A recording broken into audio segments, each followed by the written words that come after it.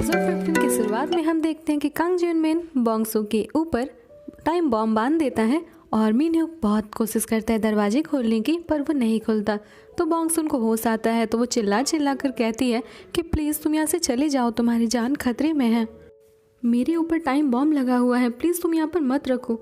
और वो बहुत ज़्यादा ज़ोर ज़ोर से रोने लगती हैं।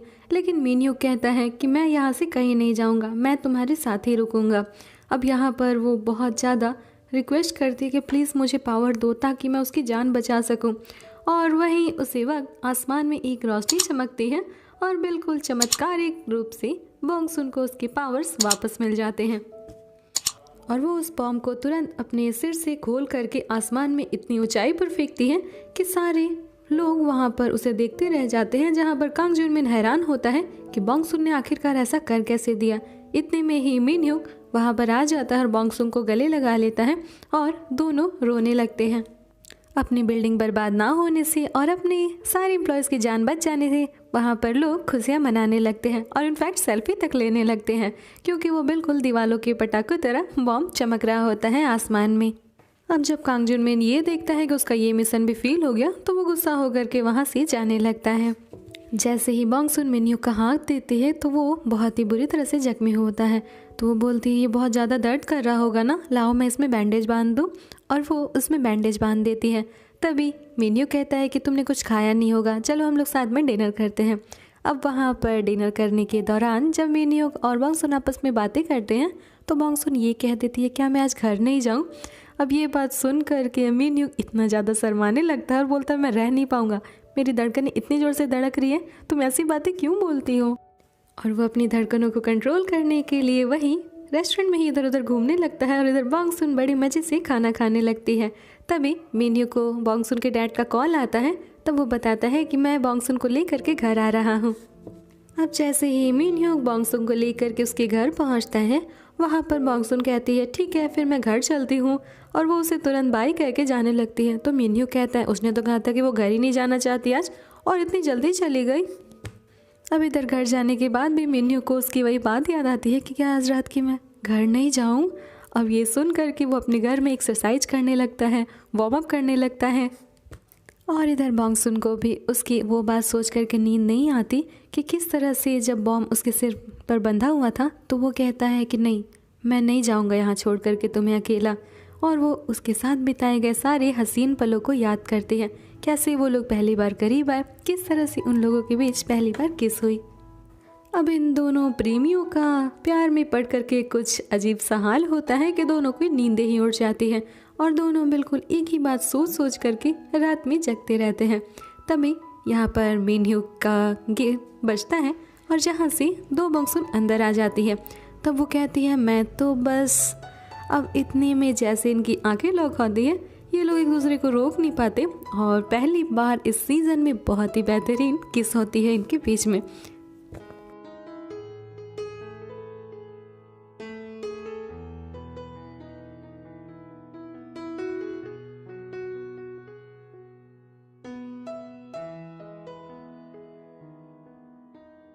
पिछली रात की बातें याद करके ये लोग दोनों इतना ज़्यादा खुश होते हैं और बिल्कुल एक दूसरे में ही खोए होते हैं और किसने क्या पहना है किसी को कोई भी सुध नहीं होती। अब लिफ्ट में भी ये लोग लगे रहते हैं, जहाँ पर बॉन्ग-सुन कहती तो आपके बालों में कुछ लगा हुआ है मैं निकाल देती हूँ, और वो भी उसके साथ कोऑपरेट करता है। तभी मिस्टर गोंग खांसते हैं और वो कहते हैं अच्छा आप यहीं पढ़ते, और वो लोग ज़्यादा ध्यान नहीं देते हुए फिर से एक दूसरे में ही लग जाते हैं। तभी यहाँ पर मिन hyuk कहता है कि मिस्टर ओ को मेरे रूम में भेजिए, जहाँ पर मिस्टर गोंग बताते हैं कि कल जब सब कोई बिल्डिंग से बाहर निकल रहे थे तब मिस्टर ओ ने अपना पैर सीढ़ियों बीच में ही फंसा लिया। वो हमेशा लगता है फंसते ही रहते हैं, कभी टेबल के पास तो कभी सीढ़ियों में, और मिस्टर गोंग खुद ही जोर जोर से हंसने लगते हैं। अब हमें हॉस्पिटल में मिस्टर ओ को दिखाया जाता है जो कि डॉक्टर से मिलकर के वापस आ रहे होते हैं। वहाँ पर वही मीन गुंडा क्वांग बॉग भी आता है। अब जैसे ही एक दूसरे को ये लोग देखते हैं मिस्टर ओ कहते हैं कि ऐसा क्यों लग रहा है कि मैं तुम में अपने आप को देख रहा हूँ, यानी जो बॉन्ग-सुन दिमाग लगा रही थी कि आपका क्या कोई आइडेंटिकल है, कोई ट्विन भाई है, ये और कोई नहीं बल्कि ये क्वांग बॉग गुंडा ही होता है। अब इससे मिस्टर ओ फिर से चिल्लाने लगते हैं। अब हम इधर देखते हैं उन्हीं स्टूडेंट्स को जो कि बेक का पोयम पढ़ रहे होते हैं और वो इतना वाहियात होता है कि बोलते हैं कि इससे अच्छी पोयम तो कोई भी किंडरगार्टन के बच्चे लिख सकते हैं। ऐसा लग रहा है कि एक कुत्ता एक चिकन के पीछे पड़ा हुआ है और इसको वो कितना शानदार नाम दे रहा है, वॉन बिन की पोयम। अगली सुबह मिस्टर गोंग मिनह्यूक को रिपोर्ट देते हैं कि कांग जुनमिन जब सब कोई इवैक्यूएट कर रहा था इस बिल्डिंग से, उसी दौरान वो भी वहाँ पर निकल गया। इधर बॉन्गसुन जा करके उसी रूफटॉप को चेक करती है जहाँ पर पिछली रात उस पर टाइम बॉम्ब कांग जुनमिन ने लगाकर उसे बांध दिया था। अब ये न्यूज़ पूरे मीडिया, पूरे कोरिया में अच्छे से फैल जाती है कि अगर किसी को भी कांग जुनमिन दिखे तो वो इमीडिएटली रिपोर्ट करे, क्योंकि ये एक किडनैपर है। इधर चीफ यूक काफ़ी ज़्यादा परेशान होते हैं कि वो उतनी ऊंचाई से कार में गिरा फिर भी वो बच गया, इसमें कोई सेंस नहीं है। अब सारे डिटेक्टिव भी यही बात सोच रहे होते हैं। वहीं पर चीफ यूक ये भी बताते हैं कि ये पॉसिबल ही नहीं है कि कोई भी आदमी बॉम्ब को इतने आसमान में कैसे फेंक सकता है, कहीं ये हमारी मिस अवेंजर्स दो बॉन्गसुन तो नहीं। पर क्योंकि गुगदू ने उसके पावर्स के बारे में उन्हें सीक्रेट रखने को कहा था तो वो कहते नहीं ऐसा तो नहीं हो सकता। और यहाँ पर उन्हें ये भी अंदाजा लग जाता है कि इस बार वो किसी और के नहीं बल्कि दो बॉन्गसुन से बदला लेने के लिए आया था। गुगदू यहाँ पर दो बॉन्गसुन से मिलने के लिए उसके कैफ़े में आता है, जहाँ पर वो पूछता है कि जब मिन्ह्यूक को ये पता चला कि तुम्हारे ऊपर टाइम बॉम्ब है तो भी क्या वो तुम्हारे साथ ही रुका। तब बॉन्गसुन कंफर्म करती है। इस पर गुगदू समझ जाता है कि मिन्ह्यूक उसे कितना ज़्यादा प्यार करता है और वो कहता है कि ठीक है तुम अपना ख्याल रखना। और वो उसे एक दोस्तों वाला हक देता है जिसे मिस्टर गोंग समझते हैं कि बॉन्गसुन का ये बॉयफ्रेंड है और वो गलत इंटेंशन ले लेते हैं। और इस बात को वो इमीडिएटली जा करके मिन्ह्यूक को बताते हैं कि आपको पता है कि उसने ना बॉन्गसुन को गले से लगा लिया। तब मिन्ह्यूक बोलता है कि कैसे गले से लगाया, और वो वहाँ पर उसकी एक्टिंग करके बताते हैं और बोलते हैं बॉन्गसुन तो छोटी है ना, आप थोड़ा सा हाइट कम करिए। अब जैसे ही वहाँ पर मिन्ह्यूक हाइट कम करता है, गोंग उसके अंदाज में उसे गले लगा करके दिखाते हैं। इतने में ही मिस्टर ओ वहाँ पर आ जाते हैं और वो बहुत ज़ोर ज़ोर से चिल्लाने लगते हैं क्योंकि वो तो मिन्ह्यूक को लाइक करते थे ना। तभी वो गुस्से में आ करके मिस्टर गोंग को उसके शरीर से दूर भगाते हैं और खुद मिन्ह्यूक के गले लिपट जाते हैं, जहाँ पर कहते हैं ये कितना वार्म है, कितना अच्छा लग रहा है। बट ये सिर्फ मिस्टर ओ की इमेजिनेशन होती है। और यहाँ पर मिन्ह्यूक चला जाता है और इधर हम देखते हैं कि मिस्टर गोंग और मिस्टर ओ आपस में फाइट कर रहे हैं, जहाँ पर मिस्टर ओ चिल्ला रहे कि प्लीज़ मुझे जाने दो, मुझे बचाओ। बट मिस्टर गोंग उसे अपनी गोद में उठा करके ले जाते हैं। अब यहाँ बेक के आदमी उस निजामुद्दीन साधु का अलग अलग नाम लेते हैं तो वो उसे डांट देता है कि 3 साल पहले जब मैंने पहली बार कोई क्राइम किया था और मुझे चाकू लगा था तो उस साधु ने अपने पावर से मुझे हील कर दिया था। तुम लोग उनके बारे में गलत बातें मत करना। अब यहाँ सुबह में मिसेस दो को एक चिट्ठी मिलती है कि मैं अपनी आज़ादी और अपने जीवन का सही लक्ष्य ढूंढने जा रहा हूँ, तुम्हारा हस्बैंड। और हम मिस्टर दो को देखते हैं जो कि सारा घर बार छोड़ करके एक जंगल में कैंप लगा करके अपना पिकनिक एंजॉय कर रहे हैं और मस्त वाला नूडल्स खा रहे हैं। बॉन्गसुन के पास मिस्टर ओ फिर से उसे डराने लगते हैं, जहाँ पर वही उन्हें काउंटर करती है कि आपका ये ब्रेसलेट आपको हर्ट करता होगा, है ना? पर ये बहुत ही ज़्यादा क्यूट दिखता है आपके हाथों पे। अब वो मिस्टर ओ के ही बुली करने लगती है। इधर मिन्ह्यूक गुगदू को कॉल करता है, जहाँ पर उसे वो बोलता है कि मुझे तुमसे कुछ ज़रूरी बात करनी है। तो गुगदू कहता है हाँ मैं भी तुम्हें यही कहना चाहता था, इसीलिए आज शाम हम लोग मिलेंगे।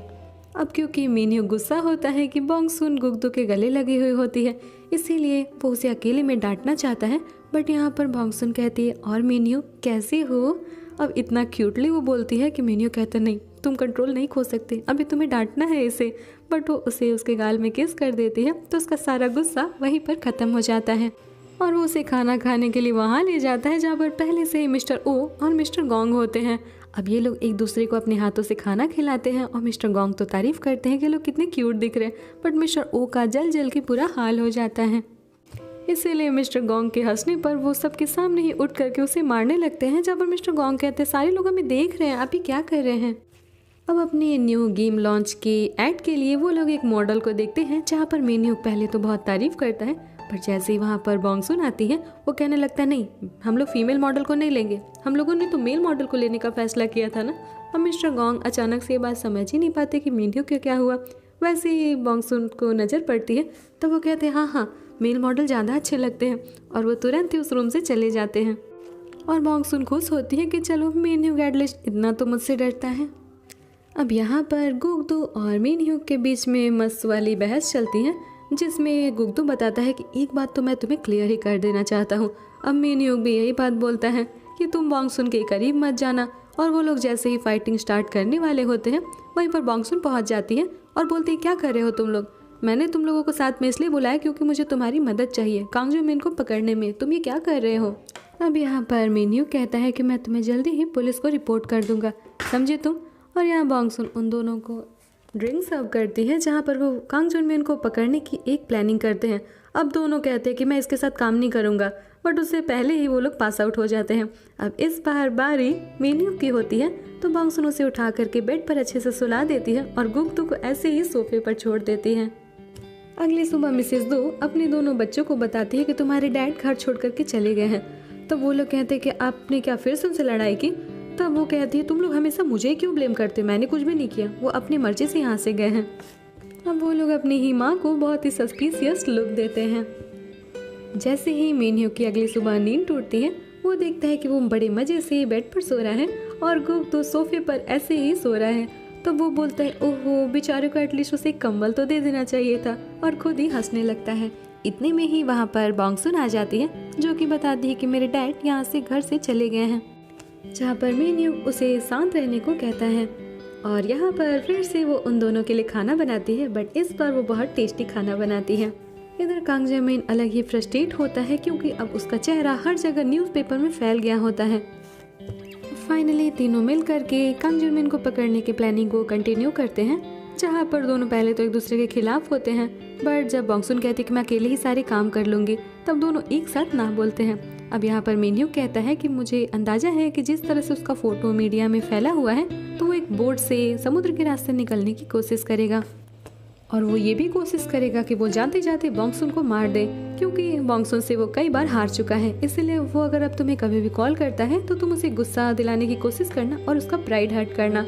इतने में ही मीन्यूक कहता है कि अगर वो कहाँ से जा रहा है श्योर करना है तो मैं पता लगा सकता हूँ। और वो फ़ोन करता है बेक को और कहता है कि अभी तुम्हें मेरा एहसान चुकाने की ज़रूरत है, तुम ये पता करो कि कांग जिनमिन किस रास्ते से इस कंट्री से बाहर निकलने की कोशिश कर रहा है। बेक अपने आदमियों को इस काम पर लगा देता है, जहाँ पर पता चलता है कि दो और एक्सपर्ट उस कार्गो बोट पर ही काम करते हैं। तब वो अफसोस करता है कि सारे अच्छे आदमी मेरे साथ काम क्यों नहीं करते। और बॉन्गसुन कहती है कि अगर हमें उसे सच में इस बार पकड़ना है तो मेरे पास भी एक प्लान है।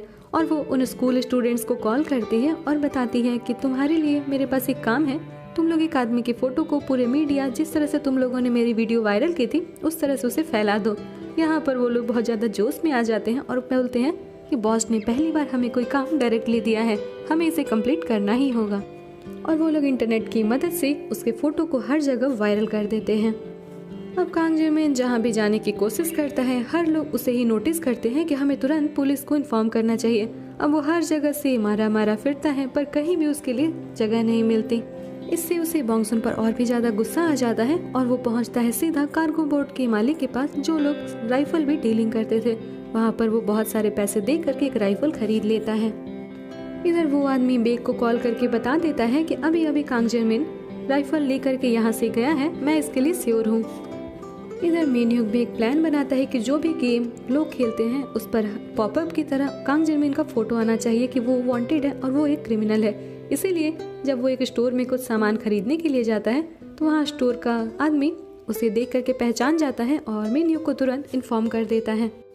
मीन्यूक जैसे ही उस स्टोर सीसीटीवी फुटेज हैक करके चेक करता है सच में वो कांग जिनमिन ही होता है और वो समझ जाता है कि वो किस रास्ते बाहर निकलने वाला है। और फिर से बॉन्गसुन यहाँ पर हीरो बनने लगती है कि मैं तो उसे अकेले ही संभाल लूँगी। तब मीन्यूक कहता है कि ऐसी क्या बात है जो तुम हमेशा बिना डरे कोई भी चीज़ करने के लिए तुरंत तैयार हो जाती हो। बट गुग्दू के साथ मिलकर के ये लोग डिस्कस करते हैं कि हम लोग उसे एक ऐसी जगह बुलाएंगे जहाँ पर पहले से ही हम लोग तैयारी रखें और तुम उसे कंस्ट्रक्शन साइट पर बुलाना जहाँ पर उसने तुम्हारी पावर को लॉस कराया था। बॉन्गसुन इस चीज़ के लिए मान जाती है। इधर गुग्दू वो सारी इन्फॉर्मेशन अपने पुलिस डिपार्टमेंट में भी सेंड कर देता है, जिससे चीफ और उनके कलीग्स मिल करके कहते हैं कि वो कार्गो बोट से जाने वाले रूट को ही अपनाएगा, इसीलिए वहाँ पहुँचने से हम लोग को वो मिल जाएगा। इधर मिसेस दो की हालत काफ़ी ज़्यादा ख़राब होती है कि जो भी एक टार्ट या जो भी ब्रेड वो बनाती है उससे बहुत सारी कंप्लेंट्स आती है। यहाँ तक कि एक लेडी उससे अपना रिफ़ंड भी मांगने लगती है, बट वो कहती है कि मैं कोई रिफ़ंड नहीं दूंगी, तुमने आधे से ज़्यादा एक टार्ट खा लिया और अब तुम्हें पता चल रहा है कि ये टेस्ट में अच्छा नहीं है। बट वो लेडी उसे ही और भी गालियाँ देती है कि तुम लोग इस तरह की घटिया चीज़ें यहाँ पर बेच कैसे सकते हो। अब यहाँ वो बहुत ज़्यादा लड़ना चाहती है, बट इतने में ही मिन ह्यूक यहाँ पर आ जाता है। तो मिसेस दो अचानक से उस लेडी के लिए अपना बिहेवियर बदल देती है और उसे तुरंत ही रिफंड कर देती है। अब मिन ह्यूक इस बात को तो समझ जाता है, बट यहाँ पर वो उनके साथ बैठ जाता है और यहाँ पर उसकी 2 दोस्त भी होती है। वो वहाँ पर उसके बर्थडे और उसका ईयर भी पूछ लेती है। तो मिन ह्यूक कहता है अगर आपको कुछ अच्छा पता चले मेरे और बॉन्गसुन के बारे में तो मुझे भी बताइएगा ना। यहाँ पर मिसेस दो काफ़ी खुश होती है कि उनका दामाद तो बिल्कुल उन्हीं के जैसा है। तभी मिन ह्यूक पूछता है कि आपके हस्बैंड कहीं चले गए हैं क्या। तब वो हीरो बनती है और कहती है कि मैंने उन्हें थोड़ी सी आज़ादी दी है। ज़्यादा पैसन किसी भी रिश्ते के लिए अच्छा नहीं होता ना, वो मुझसे बहुत ज़्यादा प्यार करते हैं, इसीलिए मैं उन्हें थोड़ी दिन के लिए बाहर जाने दे रही हूँ। बॉन्गसुन की पावर जब दोबारा उसे मिल जाती है तब उसे अपनी पावर्स का इस्तेमाल और उसे एहसास होता है कि ये कितनी ज़रूरी है। इसीलिए वो उस जर्नल में हर कुछ लिखती है कि कैसे उसने किसी की जान बचाई या किसी को भी प्रोटेक्ट किया। अगली सुबह कांग जे-मिन ऑफिस जाते हुए बॉन्गसुन को वॉच कर रहा होता है और वो उसे कॉल करता है कि तो तुम बच गई, तुम्हें तुम्हारी पावर वापस मिल गई, पर तुम्हें क्या लगता है मैं तुम्हें इतनी आसानी से छोड़ दूंगा। तो बॉन्गसुन उसे वैसे ही डराती है जैसा गुग्दो ने कहा था कि तुम मेरे सामने तो कुछ हो ही नहीं, तुम्हारी औकात ही नहीं है मेरी पावर्स के सामने। अगर तुम्हें लड़ना है तो तुम बोलो, मैं आ जाऊंगी, इस बार सही से मुकाबला हो जाए। ये बात जा करके वो सीधा मिन ह्यूक को बताती है। तब वो कहता है कि अगर उसने तुम्हें सूट कर दिया तो जैसा हमें पता चला उसने राइफल लिया है। तो बॉन्गसुन कहते हैं अरे मुझे कुछ भी नहीं होगा, बट मिन ह्यूक कहता है कि नहीं, इस बार मैं तुम्हें ऐसे ही नहीं जाने दूंगा। इधर कांग जे-मिन अपनी सारी पैकिंग्स करता है ताकि वो बॉन्गसुन को आज की रात मार सके और खुद इस कंट्री से आसानी से निकल सके। इधर बॉन्गसुन भी अच्छे से तैयार होती है उससे बदला लेने के लिए और खुद से ही कहती है कि आज की रात तो मैं तुम्हें पकड़ कर ही रहूँगी। और वो अकेले ही उस कंस्ट्रक्शन साइट पर जाती है जहाँ पर पहले से ही गुग्दू और मिन ह्यूक मौजूद होते हैं। जैसे ही कांग जे-मिन बॉन्गसुन को वहाँ पर अकेला देखता है वो तुरंत अपना राइफल सेट करता है और सीधा उसे शूट कर देता है, जिससे बॉन्गसुन वहीं पर गिर जाती है। इतने में ही गुग्दू से देख लगता है कि वो किस तरफ भाग रहा है और वो उसका पीछा करने लगता है। अब कांग जे-मिन जिधर भी भागता वहाँ पर गुग्दू उसके पीछे पीछे जाता, बट एक टाइम पर वो खो जाता है। तो यहाँ पर हमारा इंटेलिजेंट मिन ह्यूक अपना ड्रोन निकालता है और उससे वो गुग्दू को डायरेक्शन गाइड करता है कि तुम अब अपने राइट में जाओ, अब अपने लेफ्ट में जाओ। और एक टाइम आने के बाद वो फाइनली उसे पकड़ लेता है, बट वहाँ से भी वो गुग्दू को धक्का दे करके भागने में कामयाब हो जाता है। इसीलिए वो लोग फाइनली एक कॉन्क्रीट एरिया में उसे लॉक कर देते हैं और जिसके छज्जे पर बॉन्गसुन उसका इंतजार कर रही होती है। और वो कहती है मैंने कहा था ना, तुम मेरे सामने एक चींटी के बराबर भी नहीं हो। और वो उसे कुछ अखरोट फेंक कर मारती है जिससे उसे बहुत चोट लगती है। यहाँ पर कांग जे-मिन कहता है कि तुम तो मर चुकी थी ना, मैंने अपनी आंखों से देखा था। तब हमें फ्लैशबैक फिर से दिखाया जाता है कि जब उसे गोली लगी थी तो उसने बुलेट प्रूफ जैकेट पहना हुआ था और ये बात क्योंकि मिन ह्यूक पहले से जानता था इसलिए उसने उसी वक्त उसे जैकेट पहना दिया था। बॉन्गसुन उसे मारने के लिए उसके सामने आती है, बट यहाँ से भी कांग जे-मिन भागने में कामयाब हो जाता है और उसके सामने मिन ह्यूक और गुग्दू खड़े हुए होते हैं। तभी गुग्दू उसका नाम पुकारता है जिससे वो पीछे मुड़ करके देखता है और इतने में ही वो एक केज उठा करके कांग जे-मिन को वहीं पर लॉक कर देती है, जिससे वो चिल्लाता रह जाता है। अब ये लोग तीनों अपना मिशन पूरा करने के बाद बिल्कुल हीरो स्टाइल में आने लगते हैं और यहीं पर ये एपिसोड खत्म हो जाता है। हम अपना अगला एपिसोड जल्दी ही अपलोड करेंगे, सो स्टे ट्यून्ड। हम ऐसे ही इंटरेस्टिंग वीडियो लाते रहते हैं, तो हमारे चैनल को सब्सक्राइब करिए, बेल आइकन को दबाइए और अगर वीडियो अच्छा लगे तो लाइक भी कर दीजिए।